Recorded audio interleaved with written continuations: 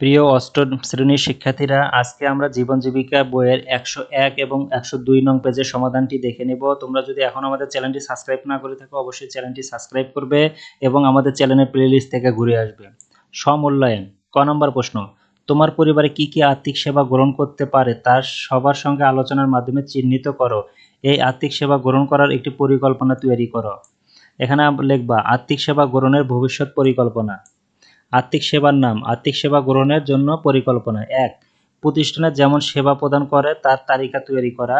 ২. তালিকা থেকে নিজের কাজে লাগে এমন কিছু বাছাই করা। ৩. অনলাইনে আবেদন করা ও প্রশিক্ষণ গ্রহণ করা। প্রিয় শিক্ষার্থীরা, নীল কালারের গুলো অবশ্যই তোমাদের বইয়ের উপরে লিখে নিবে। তারপরে দেখো প্রাপ্ত সুবিধা। ১. প্রশিক্ষণ এবং শিক্ষা। ২. বিতরণকৃত উপহার। ৩. পরামর্শ গ্রহণ ইত্যাদি।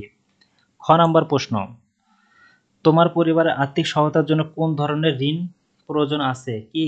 যদি থাকে সেক্ষেত্রে তুমি তোমার পরিবারকে কোন ধরনের ঋণ গ্রহণের পরামর্শ দিবে এবং ঋণের উক্ত ধরনটি তুমি বেছে নেওয়ার পিছনের কারণ কি? এটার অ্যান্সার হবে আমি আমার পরিবার ঋণ নেওয়ার পরামর্শ দিব। এই ঋণ বেছে নেওয়ার কারণসমূহ হলো: ১. কৃষি ঋণ পাওয়া তুলনামূলক ঝামেলাহীন। ২. স্বল্প সুদ ও সহজ শর্তে ঋণ পাওয়া যায়। ৩. সরকারি প্রণোদনা পাওয়ার সুযোগ সৃষ্টি। ৪. ঋণ পরিশোধের শর্ত তুলনামূলক সহজ ও নিরাপদ।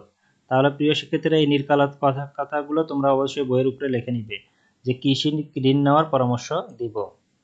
এই হচ্ছে 101 নং পেজের সমাধান। এবার চলো আমরা 102 নং পেজটি সমাধান দেখে নেই। প্রিয় শিক্ষার্থীরা, এই অধ্যায়ে আমরা যা যা করেছি প্রয়োজনের ঘরে আমরা অবশ্যই কি করব, টিক চিহ্ন দিব। তোমাদের উপদেশ থাকবে তোমরা অবশ্যই ভালোভাবে করেছি এই ঘরগুলোতে টিক চিহ্ন দিবে। তাহলে দেখো, আমরা প্রথম প্রশ্নটি এই ঘরে টিক চিহ্ন দিচ্ছি, এইভাবে বাকি প্রশ্নগুলোও ভালোভাবে করেছি, এই ঘরে টিক চিহ্ন দিয়েছি। তোমরা চাইলে এই ঘর আংশিক করে থাকলে এই ঘরে এবং করতে পারিনি হলে এই ঘরে গুলোতে টিক চিহ্ন দিবে। শুধুমাত্র আমরা একটা আংশিক করেছিলাম তাই এই ঘরে টিক চিহ্ন দিয়েছি এবং প্রাপ্ত স্কোর হিসাবে 38 দিয়েছি। এটা অবশ্যই তোমাদের স্যাররা দিবে, যদি তোমাদের দিতে বলে অবশ্যই তোমরা দিয়ে নিবে। আর অভিভাবকের মতামত চমৎকার হয়েছে, সামনের দিনগুলোতে কাজে লাগবে। আর এই অধ্যায়ে নতুন যা শিখেছি এখানে লিখবা কিভাবে ব্যাংকের টাকা জমা রাখতে হয় এবং ঋণ নিতে হয় তা সম্পর্কে শিখেছি। আর শিক্ষকের মন্তব্যের এই ঘরটি ফাঁকা থাকবে, আর যদি তোমাদের শিক্ষক নিজে মন্তব্য লেখে তাহলে অবশ্যই তার দ্বারা লিখে নিবে। আজকের ভিডিওটি এ পর্যন্তই।